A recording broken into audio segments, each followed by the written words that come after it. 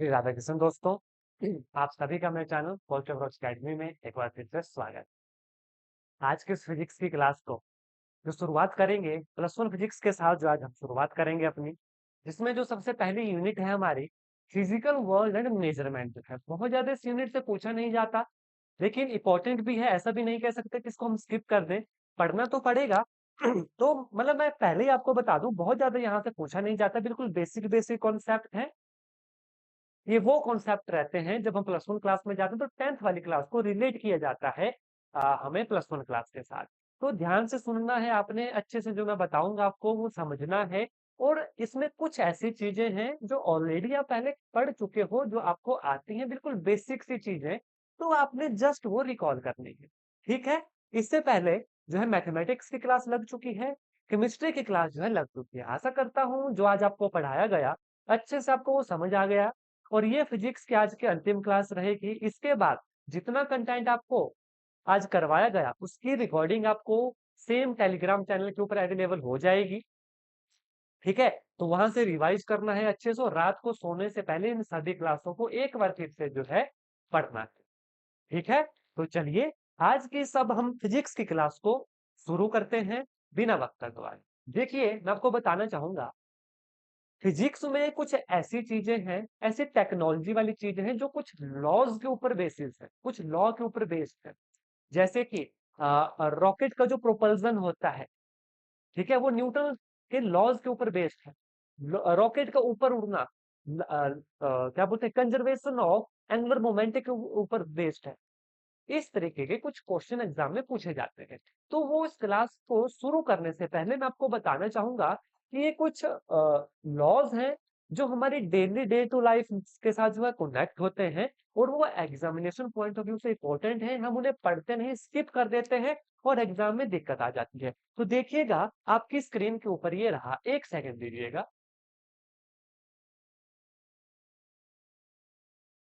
एक सेकंड दीजिएगा, पीडीएफ को ऐड करना है, एक सेकंड,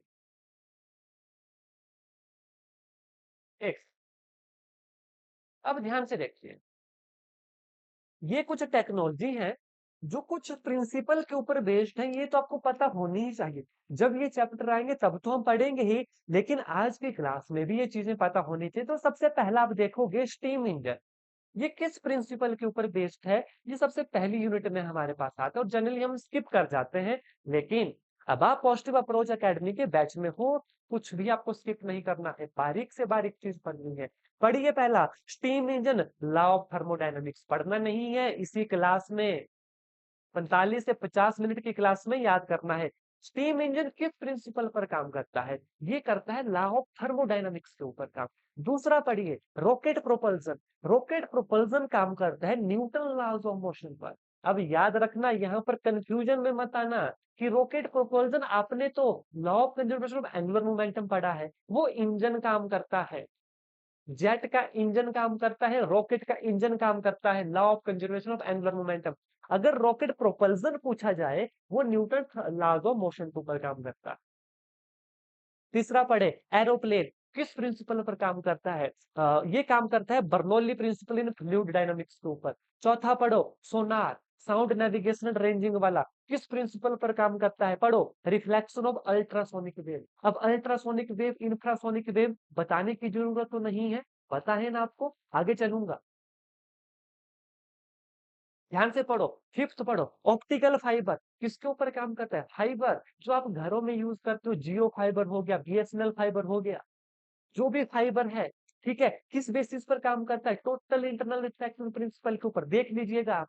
फिफ्थ, सिक्स्थ पढ़ो इलेक्ट्रिकल जनरेटर, किस प्रिंसिपल पर काम करता है, Faraday law of electromagnetic induction. ये रिकॉल करवा रहा हूँ चीजें आपको, भले ही इनके चैप्टर आगे अभी फिर से मिलेंगे आपको, लेकिन ये वाली चीजें आगे नहीं मिलेगी आपको, इसलिए इसको यहीं पढ़ो। कई बार एग्जाम में पूछ लेते हैं कि ये फलानी चीज किस प्रिंसिपल पर काम करती है, आप बोलोगे यार टॉपिक तो पढ़ा है, चैप्टर तो पढ़ा है, लेकिन ये क्वेश्चन नहीं आता, तो उस क्वेश्चन को पक्का करो आज। आगे पढ़ो हाइड्रो इलेक्ट्रिक पावर, देखो conservation of gravitational potential energy into electrical energy, किसके, कंजर्वेशन ऑफ क्या, gravitational potential energy into electrical energy. आगे पढ़ो particle acceleration, motion of charge particle in electromagnetic field. आगे पढ़ो। रेडियो एंड टेलीविजन, ध्यान से पढ़ो, जब एमसीक्यू पूछूंगा आपसे आंसर दूंगा, इसलिए ध्यान दीजिएगा यहाँ पर स्क्रीन के ऊपर अपनी। मेहनत लगती है, पूरा फायदा उठाना है। आगे पढ़ो। रेडियो एंड टेलीविजन किस प्रिंसिपल पर काम करता है, पढ़ो। Generator, propagation and detection of electromagnetic wave. Generation, propagation and detection of electromagnetic wave याद करना है, देखना नहीं है सिर्फ। बोलिए मुंह से अपने, लिपसिंग कीजिए इसकी, तब जाके ये चीजें याद रहेंगी, और बार बार प्रैक्टिस करोगे याद रहेगा। आगे वाला पढ़ो। फोटो सेल हमारा फोटो इलेक्ट्रिक इफेक्ट प्रिंसिपल पर काम करता है। नेक्स्ट देखिएगा, न्यूक्लियर रिएक्टर हमारा कंट्रोल्ड न्यूक्लियर चेन रिएक्शन के ऊपर काम करता है। चीजें क्लियर हुई है कि हमारी कुछ जो डिस्कवरी थी, कुछ हमारे जो वर्किंग मेथड थे, वो किस प्रिंसिपल पर काम करते हैं। देखा इस तरीके का, इस तरह आपने याद करना है। आगे चलूंगा, चलिए ये बाद में आपको बाकी चीजें बताऊंगा। तो ये कुछ हमारी डिस्कवरीज थी जो कुछ प्रिंसिपल के ऊपर जो है काम करती थी, वो मैंने आपको बता दिए। अब मैं शुरुआत करूंगा फिजिक्स की। हमारी जो नेचर में forces, there are 4 type of forces in nature, और जिस ट्रेंड में लिखूंगा उसी ट्रेंड को फॉलो करना है आपने। सबसे पहला जो मैं फोर्स लिखूंगा वो लिखूंगा gravitational force. Gravitational, TATION, gravitational force, ये सबसे पहली फोर्स है। दूसरी फोर्स हमारी वीक फोर्सेस। तीसरी फोर्सेस हमारी इलेक्ट्रोमैग्नेटिक फोर्सेस, इलेक्ट्रोमैग्नेटिक फोर्सेस। और चौथे नंबर की फोर्सेस हमारी जिसे स्ट्रॉन्ग फोर्स भी कहते हैं। क्या कहते हैं, स्ट्रॉन्ग फोर्स कहते हैं। और क्या नाम है इसका, न्यूक्लियर फोर्स। क्या नाम है इसका, न्यूक्लियर फोर्स। क्या नाम है इसका, न्यूक्लियर फोर्स। ये 4 फोर्सेज जो है हमारे पूरे विश्व में पाई जाती है। अब ठीक है, इसी ट्रेंड में मैंने क्यों लिखी, कई बार इसका ट्रेंड भी पूछा जा सकता है एग्जाम में, हमें छोटी से छोटी गलतियों से बचना है। सबसे छोटी यानी वीक फोर्स ये है, फिर उससे ज्यादा ये, उससे ज्यादा इलेक्ट्रोमैग्नेटिक, और सबसे बड़ी हमारी यानी सबसे स्ट्रॉन्ग फोर्स हमारी कौन सी होती है, सबसे ज्यादा स्ट्रॉन्ग फोर्स है हमारी स्ट्रॉन्ग फोर्स, जिसको क्या कहते हैं, न्यूक्लियर फोर्स भी कहा। ठीक, सबसे पहला क्वेश्चन तो यहीं पे तैयार हो गया। अब आगे चलते, वन बाय वन छोटी से छोटी चीज समझनी। देखो, ग्रेविटेशनल फोर्स कोई मुझे बताने की जरूरत नहीं है आपको कि ग्रेविटेशनल फोर्स क्या होती है। हाँ, लेकिन क्वेश्चन क्या आएगा एग्जाम में वो बताना मेरा काम है। पहले तो इसका मैथमेटिकल एक्सप्रेशन मैं आपको बता देता हूँ। ठीक है, क्या होता है, देखिए, F G m1 m2 divide by R square. अभी 6th यूनिट आएगी आगे, जिसमें पूरा ग्रेविटेशन पढ़ेंगे, कैसे ये बनेगा। यहाँ पर वो चीज नहीं बताऊंगा, क्यों, क्योंकि आपने पहले भी एक्सप्रेशन पढ़ा। ये है ग्रेविटेशनल फोर्स। यहाँ पर याद करने की क्या बात है वो आज इस क्लास में बताऊंगा। यहाँ का जो ग्रेविटेशनल कांस्टेंट है जी, इसकी वैल्यू कितनी होती है, एग्जाम में पूछ भी जा सकती है, और PYQ में पूछी भी गई है। तो इसलिए ये याद होनी चाहिए आपको। क्या होती है वैल्यू, 6.67 इंटू 10⁻⁻11। क्या करने दीजिए, जी हाँ बिल्कुल ठीक है, -11 होती है। अब सिर्फ वैल्यू ही नहीं, इसकी यूनिट भी याद करनी पड़ेगी। जी हाँ, कई बार यूनिट भी पूछ ली जाती है, न्यूटन मीटर स्क्वायर kg-2 याद रखना है। न्यूटन मीटर स्क्वायर बोलो, फ्लो में बोलेंगे, फ्लो में ये चीजें याद रहेंगी। Newton metre square kg-2, 6.67 10⁻⁻11 newton metre square kg-2। इसको कई बार ऐसे भी लिखा जाता है, ध्यान से देखो, newton metre square divided by KG square. इसी तरीके से ये चीजें याद रहेंगी, और कोई तरीका नहीं है इन चीजों को याद रखने का। आपको केमिस्ट्री याद रखनी है, आपको फिजिक्स याद रखना है, फिजिक्स के फॉर्मूला याद रखने हैं, आपको मैथमेटिक्स के फॉर्मूला याद रखने हैं। तो जितना रिलेशन बनाओगे, राइमिंग बनाओगे, चीजें याद रखें, भूलोगे तो नहीं वैल्यूज की। चलिए देखिए, ग्रेविटेशनल फोर्स जो होती है, ठीक है, ये सेंट्रल फोर्स होती है, बताने की जरूरत नहीं है, ये तो मैं बस आपको जस्ट रिकॉल करवा रहा हूं। सेंट्रल फोर्स होती है। दूसरा, इट ओबे इनवर्स केरला, आप देख रहे हो, बटे आर स्क्वायर, बटे r square, it follow inverse square law. ये लिखने की जरूरत नहीं है आपको। हाँ, ये चीज लिखनी, लिखोगे याद रहे। ये चीज बस आपको पता है, रिकॉल करनी है। इनवर्स केयर लॉ को जो फॉलो करती है, it is conservative in nature. कैसी होती है नेचर में? कंजर्वेटिव,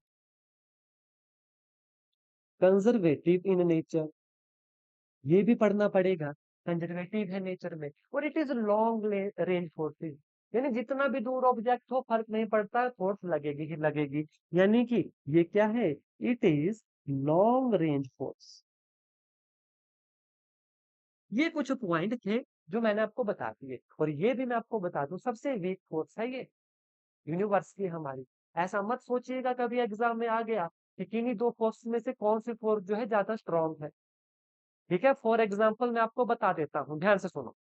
कागज के छोटे छोटे टुकड़े अगर मैं कर दूं, मान लो ऐसे मैं उसको कंघी से रब करूं, कागज के जो टुकड़े जो है चिपक जाएंगे पेन के साथ। यहाँ पर मैं आपसे क्वेश्चन पूछ लूं, कौन सी फोर्स स्ट्रॉन्ग है? ग्रेविटेशनल फोर्स, एक पहाड़ पर लगने वाली, या किसी पत्थर पर लगने वाली, किस कागज पर लगने वाली? आपका आंसर क्या होना चाहिए? ये वाली फोर्स जो कागज के ऊपर। क्यों? क्योंकि उसने ग्रेविटेशनल की फोर्स को तोड़ दिया। कागज, जैसे मान लो मैंने हथेली पर कागज रखे हैं, ठीक है, मैंने पेन उसके पास लाया, वो चिपक गए। खींचा तो ग्रेविटेशन फोर्स ने भी था, लेकिन वहां पर चार्ज वाली फोर्स भी लगी, इलेक्ट्रोमैग्नेटिक फोर्स, तो वो ज्यादा स्ट्रॉन्ग है as compare to gravitational force. सबसे वीक फोर्स जो है हमारे पास इन चार फोर्स में, ग्रेविटेशनल फोर्स है। साइज देख के घबरा मत जाना कि पृथ्वी का तो इतना बड़ा साइज है, सन का तो इतना बड़ा साइज है, तो ये फोर्स ज्यादा स्ट्रॉन्ग होगी, जी नहीं। इससे भी स्ट्रॉन्ग फोर्स जो है यूनिवर्स में पाई जाती है। ठीक, पहली बात हो गई कंफर्म, ग्रेविटेशनल फोर्स, उसके पॉइंट्स मुझे नहीं लगता अब आप इनको भूल पाओगे। दूसरी बात करूंगा वीक फोर्स की।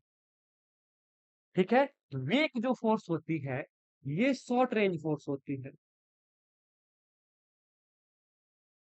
सिंपल याद रखना, और इससे कोई और क्वेश्चन नहीं बनता। नॉन कंजर्वेटिव इन नेचर होती।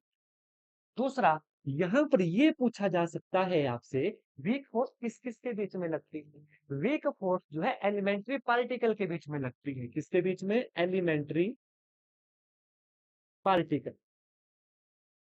अब आप बोलोगे सर ये एलिमेंट्री पार्टिकल है क्या? अगर एग्जामिनर ने एलिमेंट्री पार्टिकल लिखा ही नहीं तो फिर मैं बताता हूं आपको, ध्यान से सुनो। फॉर एग्जाम्पल, ये लगती है बीटा डीके में।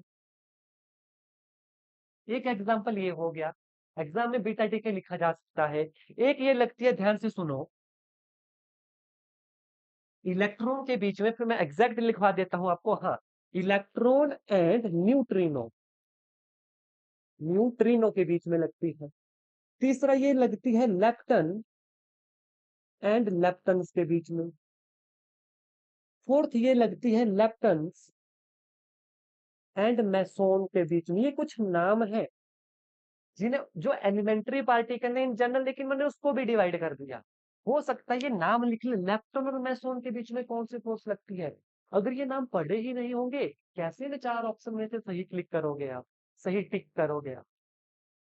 अब नाम पढ़ लिया, देखो, lepton meson, lepton lepton, electron and neutrino, beta decay में कौन सी फोर्स लगती है? चार ऑप्शन आपके पास है ऊपर, बताओ सर फटाफट। आपका आंसर सीधा आएगा वीक फोर्स के ऊपर। कहां पर आएगा? वीक फोर्स के ऊपर। यहां पर एक चीज और, नाम तो इसका वीक फोर्स, लेकिन ग्रेविटेशनल फोर्स से है स्ट्रॉन्ग। ये कितनी स्ट्रॉन्ग है? 10⁻⁵ टाइम स्ट्रॉन्ग है। अब देख लो, 10⁻25 गुना स्ट्रॉन्ग है। अब देख लो ग्रेविटेशनल फोर्स इसके सामने कहां पर है। ये चीजें पढ़ी हैं आपने, बस रिकॉल करो, मेन मेन पॉइंट को लिखो, ऐसे ही क्वेश्चन बनते हैं बीच बीच। आगे चले। तीसरी हमारे पास जो स्ट्रॉन्ग फोर्स होती है, वो कौन सी फोर्स है? वो है हमारे पास इलेक्ट्रोमैग्नेटिक फोर्स। इनके बीच में लगती है, आप सभी को दो चार्ज वहां पर होंगे, डिट्टो सेम है किसकी तरह? ग्रेविटेशनल फोर्स की तरह। लेकिन लिखी कैसे जाती है वो मैं आपको बता देता हूं। F 1/4 pi epsilon naught Q1 Q2 divide by R square. है डिट्टो सेम, है डिट्टो सेम, तो इसकी जो प्रॉपर्टीज होगी वो भी डिट्टो सेम होगी। वो भी एग्जैक्ट सेम होगी। Obey inverse square law, conservative in nature. ठीक है, ये याद रखना आपको। यहाँ पर एक और चीज, और ओबे इनवर्स स्क्वायर लॉ, ठीक है, और it is attractive in nature as well as repulsive in nature. दोनों चीजें, वो वाला पॉइंट मैं लिख देता हूँ, it is attractive as well as repulsive, ये दोनों है। ठीक, अब यहाँ से एक और चीज इंपॉर्टेंट आपको बनती है क्या, ये जो ग्रेविटेशनल कांस्टेंट है ना, माफ कीजिएगा, ये जो कांस्टेंट है ना इलेक्ट्रोमैग्नेटिक फोर्सेस में, ग्रेविटेशनल कांस्टेंट तो जी हमारे पास है 6.67 into 10⁻⁻11 newton metre square kg-2। बार बार बोलूंगा, यहीं पे याद करवाऊंगा। देखो, इसमें ये जो 1/4 पाई एप्सिलॉन नॉट है, इसकी वैल्यू पता होनी चाहिए, एप्सिलॉन नॉट की वैल्यू पता होनी चाहिए। What is epsilon not? Constant of permittivity. ये वैल्यूज याद होनी चाहिए। पीवाईक्यू में देखा गया है, डायरेक्ट वैल्यू पूछी गई है हर बार, कई बार जी की पूछ ली है, इस एप्सिलॉन नॉट की पूछ ली है। और मैं आपको बड़ा आसान तरीका याद करने का बताऊंगा, आपको ज्यादा क्रैम करने की जरूरत नहीं पड़ेगी, मेहनत करने की जरूरत नहीं पड़ेगी। आपने एप्सिलॉन नॉट की वैल्यू याद नहीं करनी, पहले आपने वैल्यू याद करनी इस पूरे कॉन्स्टेंट की, 1/4 पाई एप्सिलॉन। इसके पीछे लॉजिक है, पूरी क्लास जब लगा लोगे मेरी, सारे लॉजिक क्लियर हो जाएंगे। ध्यान से देखो, 1/4 पाई एप्सिलॉन नॉट की वैल्यू याद करवाने के पीछे एक मकसद और है। जब न्यूमेरिकल करते हैं फिजिक्स के, ये बहुत जगह देखने को मिले, और इसी की वैल्यू याद कर ली, कैलकुलेशन में आसानी हो जाती है। वैल्यू ध्यान से देखो, 9 × 10⁻⁹ करेक्ट कर लेते हैं, मैं इसको वेरीफाई कर लेता हूँ, एक सेकंड दीजिएगा। ठीक है, अब यही वैल्यू क्यों मैंने बताई आपको, इसके यूनिट ध्यान से सुनिए, अभी आपको चीजें समझ आएंगी। Newton metre square, newton metre square kg-2, newton metre square, यहाँ पर कूलम -2, क्योंकि चार्ज है, इलेक्ट्रोमैग्नेटिक फोर्स चार्ज में लगती है, newton metre square coulomb -2। Gravitational force newton metre square, वो मास के बीच में लगती है, इसलिए kg-2। इसलिए मैंने ये चीज आपको बताई। इसको ऐसे भी लिखा जाता है, newton metre square divide by coulomb square. Unit याद हो गई, कोई दिक्कत नहीं होगी। अब ध्यान से सुनो, अब एप्सिलॉन नॉट की वैल्यू मैं आपको बताऊंगा। वैल्यू होती है 8.854, इसमें 4 पाई को मल्टीप्लाई करके लिखी है वैल्यू 8.854, एग्जैक्ट बता देता हूं, मल्टीप्लाई बाय 10⁻⁻12। देखिए, ये वैल्यू याद करना ही पड़ेगी, दूसरा कोई रास्ता नहीं है, पूछी जाती है एग्जाम में। पर अब ध्यान से देखो, यूनिट इसका मैं आपको बिल्कुल आसान करवा दूंगा, यूनिट बिल्कुल आसान। क्या होगी इसकी यूनिट, ध्यान से देखो, 1/एप्सिलॉन है, 1/एप्सिलॉन, यानी पूरी की पूरी यूनिट उल्टी हो जाएगी। जैसे 1/4 पाई एप्सिलॉन नॉट की थी, न्यूटन मीटर स्क्वायर कूलम -2, यहाँ पर ये सारी यूनिट जो है अपोजिट हो जाएगी। क्या हो जाएगी, बिल्कुल अपोजिट हो जाएगी। फिर भी कंफर्म कर लूंगा मैं बुक से एक बार, एक सेकंड दीजिएगा। ठीक है, ध्यान से देखो, पूरी की पूरी यूनिट उल्टी हो जाएगी, जो मैंने कहा, newton inverse metre -2 coulomb square ऊपर चला जाएगा। इसको कई बार ऐसे भी लिखते हैं, coulomb square divide by newton metre square. इसलिए मैंने आपको पहले ये वाली वैल्यू याद करवाई, ताकि सारे रिलेशन एक साथ बैठ जाए। एक नजर मार लीजिए, एक नजर मार लीजिएगा, जो मैंने आपको अभी तक करवाया, इसकी वैल्यू मैंने याद करवाई, जिसमें एप्सिलॉन नॉट की वैल्यू याद होनी चाहिए आपको, बहुत जरूरी है, पूछी गई है एग्जाम में। यूनिट तो खासकर याद होनी चाहिए, कंफ्यूजन होता है, इसलिए यहां से चलिए, newton metre square kg-2, newton metre square coulomb -2, फिर इसका अपोजिट वो epsilon nought, newton inverse metre -2 coulomb का स्क्वायर। यहां तक चीजें क्लियर, यस और नो टाइप कर दीजिएगा, फिर मैं आगे चलूंगा। यस और नो तो आपका चाहिए, फिर आगे चलूंगा, जल्दी से बोलो, जल्दी जल्दी जल्दी, फटाफट करो, बहुत है पढ़ने को अभी। यस टाइप करो, जहां तक चीजें बिल्कुल टिप्स पे हुई आपके, कीजिएगा यस नो, तभी आगे चल पाऊं चलूंगा। ठीक, सभी को करना है। चलिए, अब आ जाए लास्ट, जो स्ट्रॉन्गेस्ट फोर्स है किसकी, यूनिवर्स की, हमारी कौन है, स्ट्रॉन्ग फोर्स और न्यूक्लियर फोर्स। उससे पहले इसका एक चीज बताना आपको भूल गया, हल्के से एग्जांपल जो एग्जाम में पूछे जाते हैं, ये लगती कहाँ कहाँ पर है। आपको ये तो पता लगे कि जहां पर चार्ज होते हैं वहां पर ये वाली फोर्स लगती है। उसके अलावा और मैं आपको जो है की वर्ड बताता हूँ, जहां पर सरफेस कांटेक्ट आए, जैसे ये दो सरफेस कांटेक्ट हुए, ऐसी जगह पर ये वाली फोर्स भी लगती है। फॉर एग्जाम्पल मैं लिख देता हूं, जैसे कि force between surface of contact. ठीक है, सरफेस ऑफ कांटेक्ट लिख देता हूं ताकि आपको ये चीजें अच्छे से क्लियर हो जाए। सरफेस ऑफ कांटेक्ट, CA यहाँ पर जो है ये फोर्स लगती है। इसके अलावा फोर्स ऑफ फ्रिक्शन के अंदर ये वाली फोर्स आ जाती है, इसके अंदर फोर्स ऑफ फ्रिक्शन भी आ जाती है। फोर्स ऑफ फ्रिक्शन, जब मैंने सरफेस ऑफ कांटेक्ट बोल दिया, ऑब्वियस है फोर्स ऑफ फ्रिक्शन आ जाएगा। ये फोर्स और कहां पर आ जाती है, जब स्ट्रिंग होती है जिसमें टेंशन हो, खींची हो हमने स्ट्रिंग, और स्प्रिंग खींचा हो, उस वाले केस में भी ये वाली फोर्स एग्जिस्ट करती है। तो ये तीन एक्स्ट्रा इसके वो है एग्जाम्पल। कब, टेंशन इन स्ट्रिंग लिख देता हूं, टेंशन इन स्ट्रिंग, और यहाँ पर स्प्रिंग लिख देता हूं। आप इससे समझ जाओगे कि जब स्प्रिंग को भी खींचा होता है, स्प्रिंग में भी टेंशन आती है, तब ये वाली फोर्स जो है एग्जिस्ट कर जाती है। ये पूछ लिया जाता है कि फोर्स ऑफ फ्रिक्शन में बताओ कौन सी फोर्स एग्जिस्ट करती है। चार ऑप्शन होंगे, ये चार तो आपको पता होना चाहिए, हमारी इलेक्ट्रोमैग्नेटिक फोर्स। ठीक है, अब आगे चलेंगे।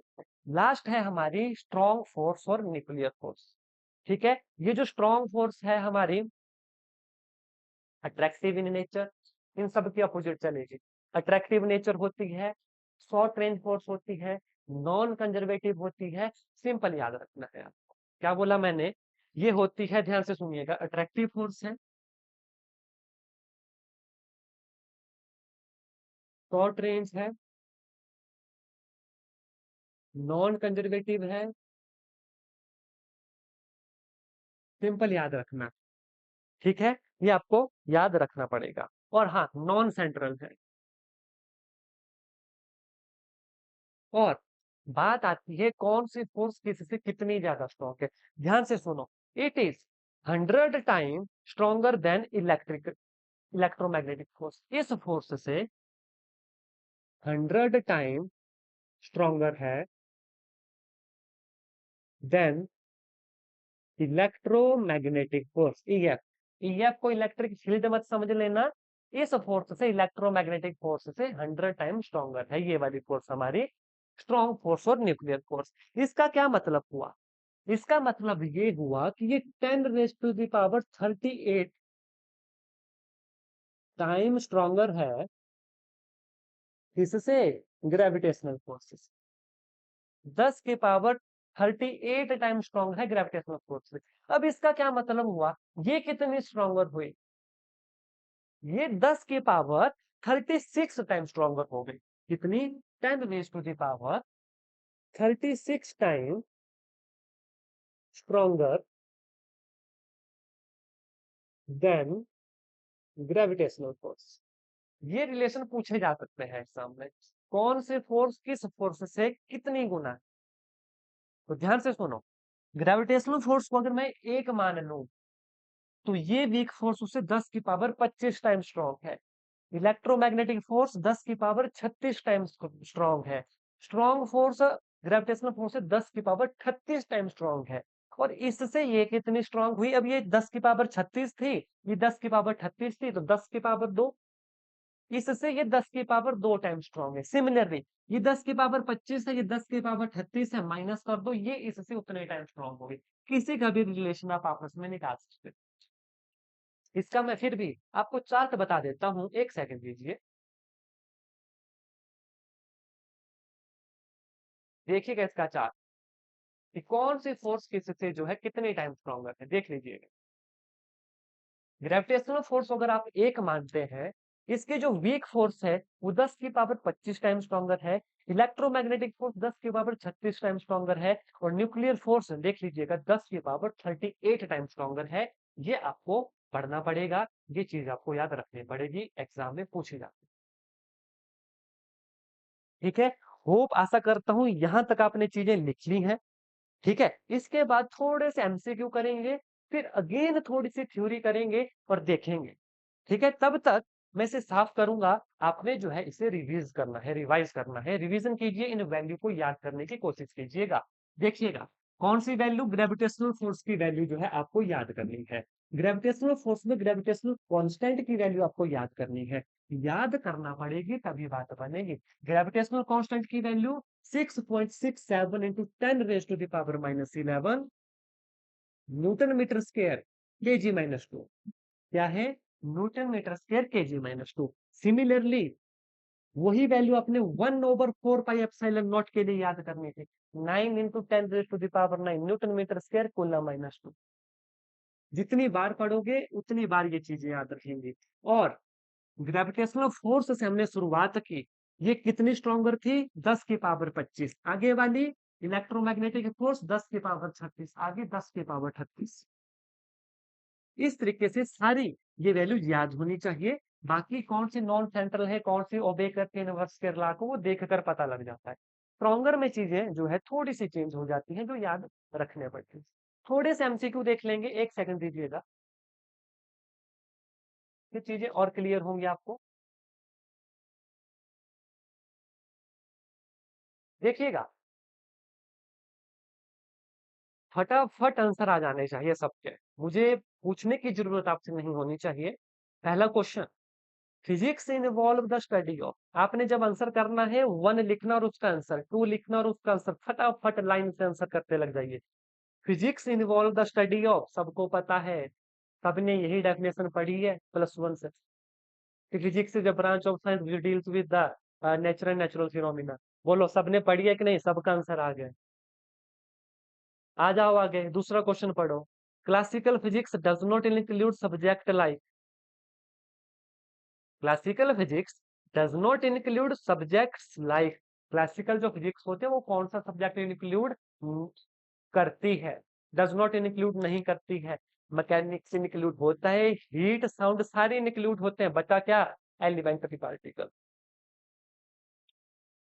Option C. अब देखिए यहां पर कुछ टिक लगे हैं, तो देख के नकल मत कीजिएगा, इन क्वेश्चन को याद रखने की कोशिश कीजिएगा, क्योंकि आप बड़े हो। देखिए +1 +2 वाले बच्चे तो आप हो नहीं कि आपको जो है याद करवाना पड़ेगा। खुद आप सारे अवेयर हो अपने फ्यूचर को लेकर। एमसीक्यू का मतलब है आपको याद रखना है लंबे टाइम के लिए। देखो तीसरा, range of mass be study in physics, है ना अलग क्वेश्चन, कभी पढ़ा है ऐसा question?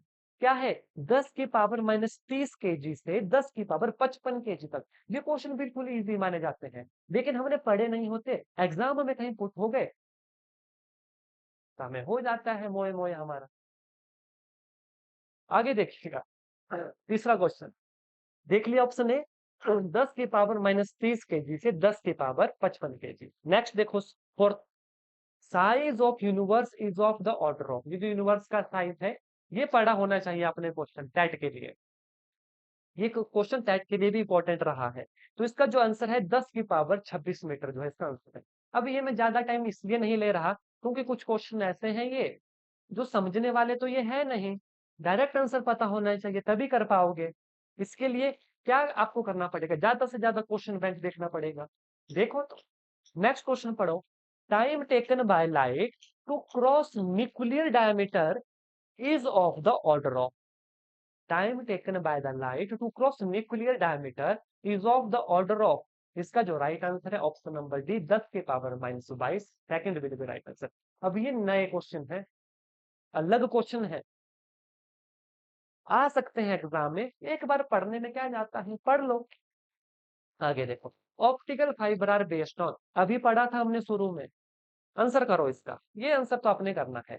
Optical fibre are based on, answer है option number A, total internal reflection. अभी शुरू में हमने पढ़ा, पढ़ा था कि नहीं? यस और नो तो आप कर सकते हो। नेक्स्ट क्वेश्चन पढ़ो, 7, generation, propagation, detection and electromagnetic wave is the basis of. बोलो ये क्वेश्चन पढ़ा या नहीं? आंसर नहीं पूछूंगा, बस इतना बताओ कि ये हमने पढ़ा या नहीं। 7th question, generation, propagation, detection of electromagnetic wave is the basis of. ये क्वेश्चन पढ़ा या नहीं? बस इसका आंसर कर दो, फिर क्लास के अंत में आपसे क्वेश्चन पूछूंगा, बता दो। क्या ये पढ़ा या नहीं?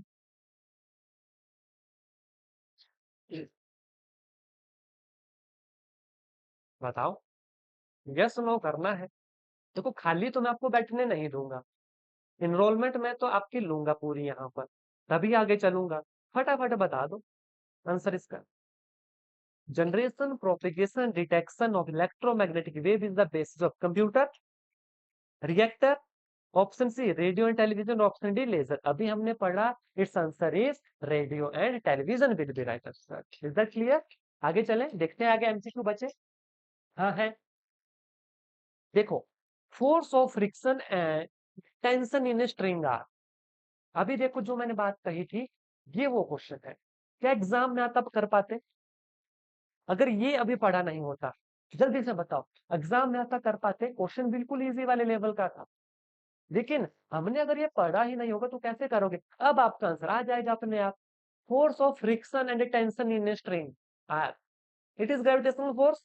जी नहीं। वीक, न्यूक्लियर, जी नहीं। बचा क्या? Option number C. अभी आपको एग्जांपल दिए थे यहाँ पर 3-4। Electromagnetic force. आगे चलो, inverse square law of distance is followed by, दो ही force inverse square law follow करती है, ग्रेविटेशनल और दूसरी जो यहाँ पर लिखी थी तीसरे नंबर पर, इलेक्ट्रोमैग्नेटिक। दोनों में कॉन्स्टेंट थे, एक में जी था, एक में 1/4 पाई एप्सिलॉन नॉट था। Newton metre square kg-2, newton metre square coulomb. याद करवा के जाऊंगा चीजें यहाँ से। आगे पढ़ो last. Einstein was awarded Nobel prize in physics for. Einstein को नोबेल प्राइज मिला था फिजिक्स में, किस चीज के लिए? पढ़ लीजिएगा, फोटो इलेक्ट्रिसिटी के लिए। Option number D will be right answer. कई बार ऐसे क्वेश्चन एग्जाम में पूछ लिए जाते हैं। आगे एक चार्ट आपके लिए लेकर आया हूं, ये मिसमैच का चार्ट था, लेकिन पहली यूनिट में है, आपको पढ़ाना इंपॉर्टेंट है। कई बार पूछ लिया जाता है, आप बोलोगे कि ये चार्ट में है क्या, तो चीजें ध्यान से देख लीजिएगा। ये जो हमारा प्लैंक है, एक्स है, फिर आगे वाई है, आगे जेड है। ये जो तीनों लाइन में लिखा है ना, ये रिलेट करती हैं एक दूसरे को। मैं नहीं कह रहा आप इसे याद करो, बस एक बार गो थ्रू करो। जब वो क्वेश्चन आएगा ना, ऑप्शन देख के चीजें मिलेंगी आपको। ये जो प्लैंक है, ये रिलेटेड है अर्ग सेकंड के साथ, जिसकी वैल्यू होती है, पढ़ो, 6.626 10⁻⁻27। पढ़ना है एक बार, मैं नहीं कह रहा याद करो, बस पढ़ो, ऑप्शन देख के चीजें याद रहेंगी। दूसरा, ये जो रोल्ट है, वेपर प्रेशर लोअरिंग से रिलेटेड है, जिसे मॉलिक्यूलर वेट से भी रिलेट करता है। ये जो तीनों वर्ड लिखे हैं ना, ये आपस में रिलेटेड है एक दूसरे के साथ। तीसरा, डी ब्रोगली है, डी ब्रोगली का रिलेशन है एंगस्ट्रॉम के साथ, जिसका रिलेशन है मास वेव के साथ। चौथा पढ़ो, आइंस्टाइन फोटो इलेक्ट्रिक इफेक्ट के साथ, थ्रेशोल्ड फ्रीक्वेंसी के साथ। फिफ्थ पढ़ो, न्यूक्लियर रिएक्टर। सिर्फ सुनिए मत प्लीज, पढ़िए, याद रहेगा चीज। पढ़ने से ऐसा होता है, हमारी सेंसेस ज्यादा काम करती है, ज्यादा काम कर ली, जब ऑप्शन दिखते हैं एग्जाम में याद आती है। पढ़ो फिफ्थ, न्यूक्लियर रिएक्टर किसके साथ? मॉडरेटर के साथ। किसके साथ रिलेट किया? हैवी वाटर के साथ। अब चीजें समझ आ रही हैं आपको कि हाँ, हैवी वाटर तो पढ़ा है, मॉडरेटर तो पढ़ा है न्यूक्लियर रिएक्टर में, तो वही एक क्वेश्चन था। मास डिफेक्ट न्यूक्लियर कांस्टेंट के साथ और E is equal to mc square के साथ। बस एक बार गो थ्रू करनी है चीज, सारी चीजें पढ़ने की नहीं होती, कुछ को देखना भी जरूरी होता है। अपने आप ऑप्शन देख के भी चीजें एग्जाम में याद आती है। आगे एमसीक्यू है, लेकिन उससे पहले थोड़ी सी चीजें आपको और करवाना चाहूंगा। एक सेकेंड, ठीक है, यहां तक चीजें आपको क्लियर हो गई थी। अब आगे जो मैं चलूंगा, आगे चलूंगा मैं सिस्टम ऑफ यूनिट के ऊपर, जो मुझे पता है आप सभी को आता है, तो ज्यादा बोर आपको नहीं करूंगा मैं यहाँ पर। इंपॉर्टेंट चीजें बताऊंगा, जो मुझे लगता है कि बताने लायक है और एग्जाम में पूछे जाने लायक है। सिस्टम ऑफ यूनिट, एक सेकंड थोड़ा सा ऊपर लिखता हूँ।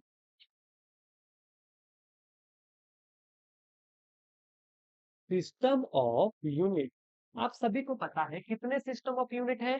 क्या मुझे बता दोगे? इसका तो आंसर कर दो, कितने सिस्टम ऑफ यूनिट है? तीसरी क्लास में ढीले पड़ गए आप, मैथमेटिक्स की क्लास में सबसे ज्यादा रिस्पॉन्स, केमिस्ट्री क्लास में देख रहा था उसमें थोड़ा कम रिस्पॉन्स, और फिजिक्स की क्लास में आपने बिल्कुल कम कर दिया है रिस्पॉन्स। थक चुके हो क्या? अरे अभी तो 3 ही क्लासेस हुई दिन की। देखो आगे, ठीक है आंसर आपका, सिस्टम ऑफ यूनिट जनरली 3 है, पर 4 भी है, जिसे मॉडिफाई किया गया है। ध्यान से देखो। सबसे पहला सीजीएस, ठीक है, दूसरा एफपीएस, तीसरा एमकेएस, इसे कोहेरेंट सिस्टम ऑफ यूनिट कहा जाता है। और उसके बाद जो सबसे इंपॉर्टेंट आता है हमारा, इसी को मॉडिफाई किया गया है, हमारा एसआई सिस्टम ऑफ यूनिट।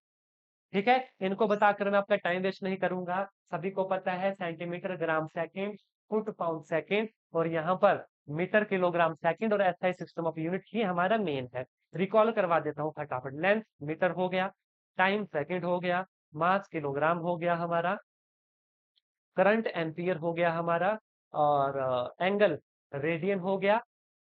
लेकिन सॉलिड एंगल क्या होता है, क्या आपको पता है? बताओ बताओ बताओ बताओ। देखता हूं आपको आता कितना है इसमें से। एक तो एंगल होता है, एक होता है सॉलिड एंगल, उसकी यूनिट बताओ। एसआई, जल्दी बताओ।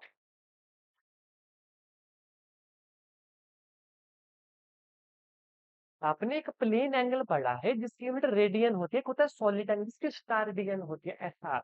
ये हाँ, बिल्कुल सही जवाब है आपका, स्टार डियन होती है। ठीक है, ये थोड़ा पता होना चाहिए आपको। ल्यूमिनस इंटेंसिटी कैंडला होती है। ठीक है, तो इनके ऊपर मैं ज्यादा टाइम आपका जो है वेस्ट नहीं करूंगा। जो एग्जामिनेशन पॉइंट ऑफ व्यू से इंपॉर्टेंट है वो आपको बताऊंगा। इसके बाद आता है डिराइव्ड यूनिट। क्या बताने की जरूरत है आपको? बताओ, यस और नो करो। कि डिराइव्ड यूनिट बताने की जरूरत है, या आपको पता है ये चीजें? क्योंकि मैं टाइम वेस्ट आपका एक सेकंड नहीं करना चाहता, सीधे आगे चलूंगा। हाँ, नहीं है बताने की, क्योंकि मुझे पता है।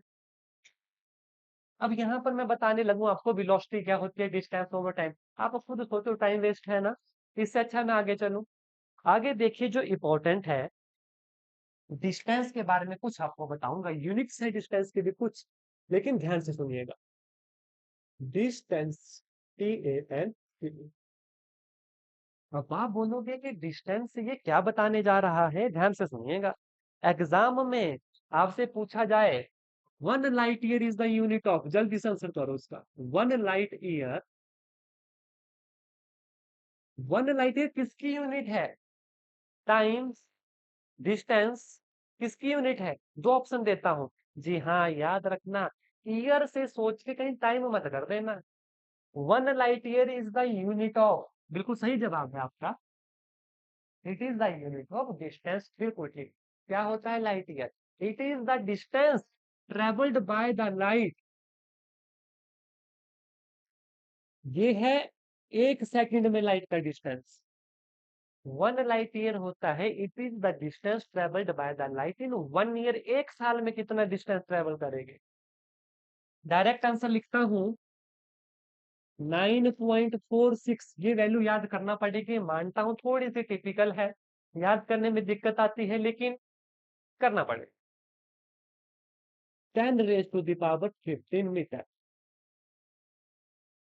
1 लाइट ईयर। अब इसको ऐसा भी नहीं कर सकते कि मल्टीप्लीकेशन कर लिया एग्जाम में, 1 साल के सेकंड निकाल के और उससे इसको मल्टीप्लाई कर लिया। मल्टीप्लाई भी हमसे नहीं होगी, बहुत लंबी मल्टीप्लीकेशन होती है। तो एक ही बचा तरीका याद करने का, कि क्रैम किया जाए।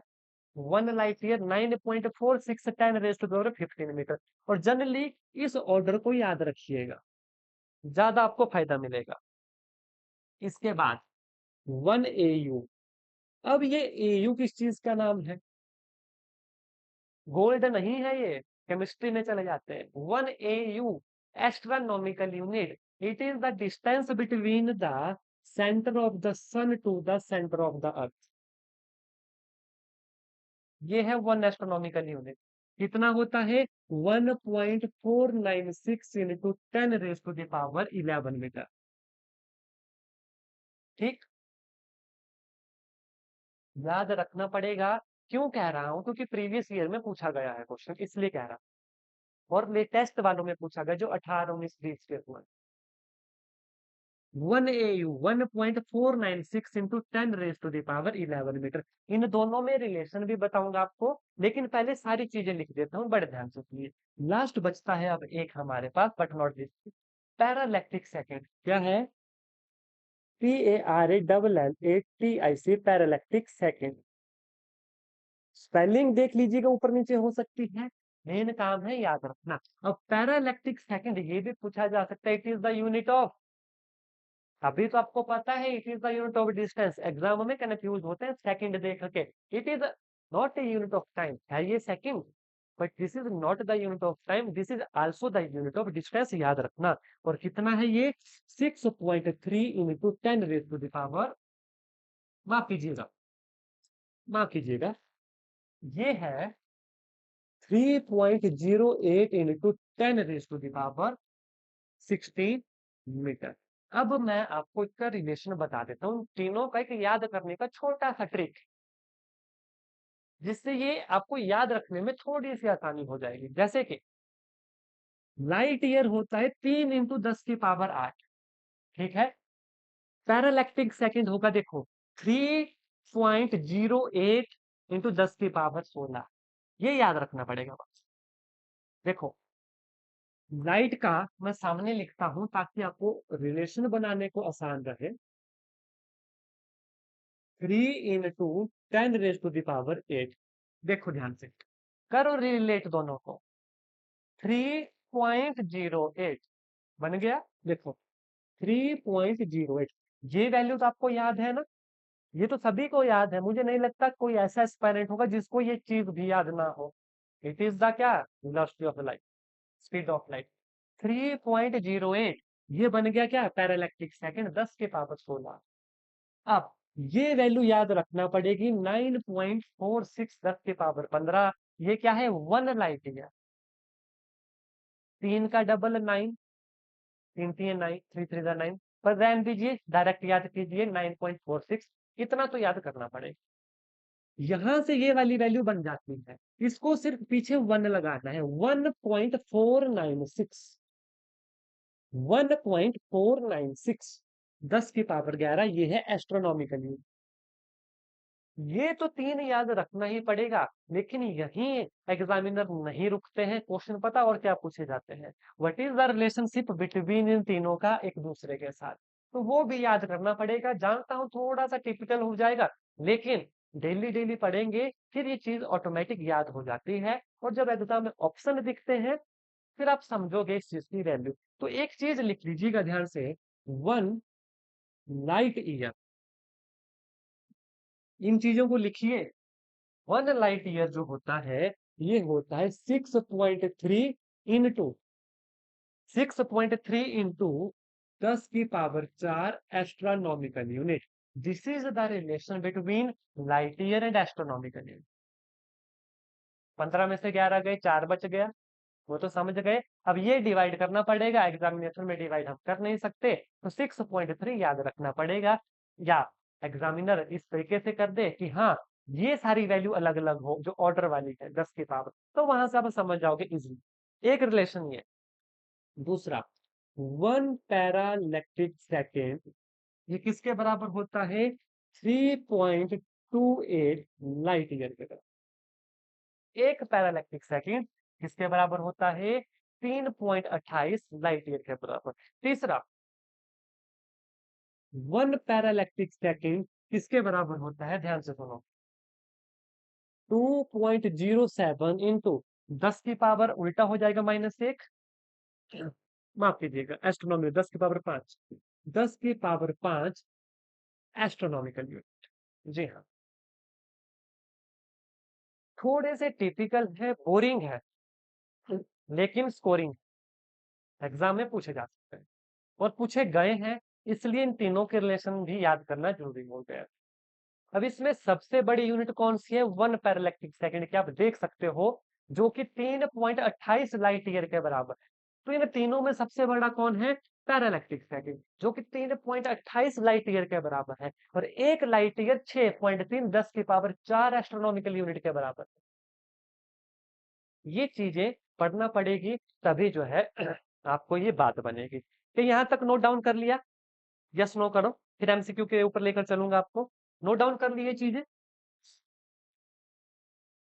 देखिए, थोड़ा सा पढ़ना पड़ेगा, थोड़ा सा टिपिकल है, क्योंकि वैल्यू याद करना जनरली मुश्किल रहता है, और ये ऐसी वैल्यूज हैं जो एग्जामिनेशन पॉइंट ऑफ व्यू से इंपॉर्टेंट है, पूछी जा सकती हैं, इसलिए बार बार कह रहा हूँ इन चीजों को लिखो, आज पढ़ो, फिर जब मैं नेक्स्ट संडे को जो नेक्स्ट वीक का संडे का टेस्ट लूंगा तब पढ़ना, फिर एक महीने बाद टेस्ट होगा तब पढ़ना।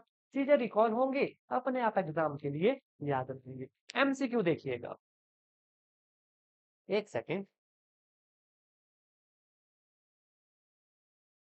ठीक है, पढ़ो और आंसर करते चलना है आपने। चूज द क्वांटिटी, पहला क्वेश्चन देखिएगा। Choose the quantity whose unit is not treated as fundamental unit, जिसकी यूनिट को फंडामेंटल यूनिट नहीं ट्रीट किया जा सकता। वेलोसिटी, क्यों? वेलोसिटी डिराइव्ड यूनिट है किसकी? डिस्टेंस ओवर टाइम की।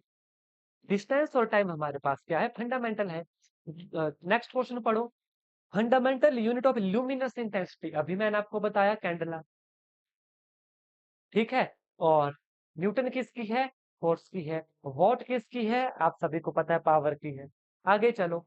What is a derived unit of, derived unit कौन सी? आगे magnetic moment, luminous flux, magnetic flux and none of this. क्या है? Weber is the derived unit of, weber, माफ कीजिएगा, वेबर है। वेबर किसकी यूनिट है? It is the magnetic flux की। ये चीजें अभी से पढ़ना स्टार्ट करोगे ना, थोड़ी थोड़ी वैल्यू ऐड करोगे ना, आपको भविष्य में अच्छा रिटर्न इसका मिलेगा। आपको चीजें लंबे समय तक याद रहेंगी। देखिए, कमीशन के लिए पढ़ना कोई बड़ी बात नहीं है, सभी पढ़ेंगे, अच्छे से पढ़ेंगे। मैटर क्या चीज करती है, कौन ज्यादा लंबे समय तक याद रखेगा चीज, और वो स्कोर लेकर एग्जाम में चला जाता है। नेक्स्ट पढ़ो। Standard metre is equal to के वेव, ये नया क्वेश्चन है। ये जो मैं क्वेश्चन पढ़ रहा हूँ 6, ये न्यू क्वेश्चन है, पढ़ा नहीं हमने अभी तक, और इंपॉर्टेंट है, इसलिए ध्यान से सुनो। देखिएगा, standard metre is equal to के wavelength in vacuum of radiation from krypton 86, नाम याद रखो। ऐसे क्वेश्चन आ जाते हैं एग्जाम में, बस हमको इसकी पकड़नी होती है, हिंट पकड़नी होती है। क्रिप्टॉन 86 बोला है, वेयर के इज, के की वैल्यू क्या होगी? ऑप्शन सी पढ़ो, 1650763.73, याद रखना पड़ेगा। क्वेश्चन फिर से देखो। Standard metre is equal to के वेवलेंथ इन वैक्यूम, ठीक है, of the radiation from krypton 86, फिर के इज, के की वैल्यू क्या होगी? 1650763.73। मेरे साथ दोहराइए, बोलते हैं जब ऑप्शन देखे फिर चीजें याद आती। आगे देखो। Which of the following relation is not correct, अब सबके रिलेशन बोले हैं, ठीक है। ऑप्शन नंबर डी देखिएगा, 6.3 10⁻⁻⁴ नहीं होता, +4 होता है एस्ट्रोनॉमिकल यूनिट। बाकी तीनों ठीक है, चौथे में माइनस हटा के प्लस करना है, वो भी ठीक हो जाएगा। ठीक, नेक्स्ट पढ़ो। प्रीफिक्स फेमटो स्टैंड फॉर, ये जो प्रीफिक्स फेमटो है, ये किसके बराबर है? 10⁻⁻15। अब यहाँ से मैं आपको बताना भूल गया, नैनोमीटर, मीटर, ये सभी को पता है। नैनोमीटर कितना होता है? 10⁻⁻9। ठीक है। एंगस्ट्रॉम 10⁻⁻10। माइक्रो 10⁻⁻6। तो ये आपके अंडरस्टूड सी वैल्यू है, आपको पता होनी चाहिए। हाँ, यहाँ पर एक चीज मैं आपको अलग बता देता हूँ, फिर आगे वाला एमसीक्यू करता हूँ। What is the difference between, एक सेकंड दीजिएगा, हाँ, small M, capital M, small M, and the last is, last है हमारे पास स्मॉल एम, कैपिटल एम। टैट में क्वेश्चन पूछा गया है, कमीशन के लिए भी इंपॉर्टेंट है। लेकिन उससे पहले ऊपर वाला क्वेश्चन देख लीजिएगा। Which of the following relation is not correct, कौन सा रिलेशन ऊपर जो है करेक्ट नहीं है। यहाँ से एक नई चीज आपने सीखी, ऑप्शन नंबर बी देखिए, एक बार जो है 760 टॉर के बराबर होता है, ये भी इंपॉर्टेंट है। 1 बार इज इक्वल टू 760 टॉर के बराबर है, और इसका जो राइट आंसर है वो है 1 बार 10⁴ पास्कल नहीं होता है। Is that clear? चलिएगा, ये कुछ एमसीक्यूज थे। अब आ जाओ यहाँ पर, ये small N M, capital N M, और ये स्मॉल एम कैपिटल एन क्या है? ध्यान से देखो। What is this? This is nanometre, 10⁻⁻9 metre. What is this? This is the unit of force, newton of force is N newton, और this is newton metre, याद रखना, this is newton metre. What is this? This is micro newton, small M, this is क्या? Micro newton, MICRO, this is micro, capital N is newton. Clear हुई ये चीजें? Yes no करो। ये पूछ लिया जाता है कई बार, तो पता होना, this is nanometre, this is newton metre, this is micro newton. Is this clear और नॉट? यस और नो?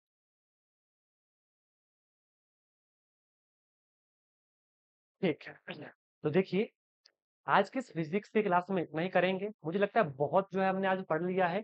धीरे धीरे रूटीन बनाएंगे और ज्यादा पढ़ने की, अभी क्लासेस और लंबी चलेंगी, बहुत सिलेबस हमें आगे कवर करना है, तो साथ के साथ पढ़ते चलिएगा। ये सारी चीजें जो हैं, ये सारी जो चीजें हैं, ये आपको जो है आज रात तक 10 बजे से पहले जो है टेलीग्राम चैनल के ऊपर अपलोड जो है ये हो जाएंगी, तो आपको इसका खास ख्याल रखना है। ठीक है, आज की इस क्लास में हम इतना ही करेंगे। आशा करता हूँ जितना आपको पढ़ाया गया अच्छे से जो है आपको समझ आ गया होगा। फिर भी कोई डाउट, कोई क्वेरी आपको अब रही होगी जो भी आज हमने पढ़ा, व्हाट्सएप पर बेझिझक आपको जो डायरेक्ट अपनी क्वेरी पूछ लेनी। Is that clear? आज की इस क्लास में हम इतना ही करेंगे। धन्यवाद। जय हिंद, जय भारत।